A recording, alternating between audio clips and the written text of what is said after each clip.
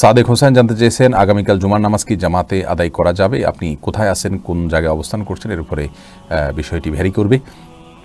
আপনি যদি বাংলাদেশে থেকে থাকেন, আমাদের দেশে ইতিমধ্যে কড়াকড়ি শুরু হয়েছে এবং এই কড়াকড়ির ফলে আপনার এলাকাতে যদি জুমার নামাজের আয়োজন না হয় তাহলে আপনি বাসায় জোহর নামাজ পড়বেন। আর যদি আয়োজন হয় তাহলে যত লিমিটেড সময়ের জন্য সম্ভব তত লিমিটেড সময়ের জন্য যাবেন এবং যতটা আপনি সেফটির সাথে যেতে পারেন ততটা সেফটির সাথে যাবেন।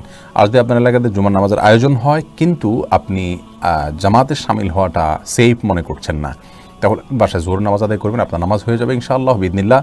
কারণ এক্ষেত্রে ওলামা ইকরাম রুখসা দিয়েছেন করোনা পরিস্থিতিতে যদি কোনো এলাকাতে করোনা এটা সামাজিক সংক্রমণ সেটা শুরু হয়ে যায়, সেই স্তরে চলে যায়, আমাদের দেশে ইতিমধ্যে সেটা শুরু হয়েছে।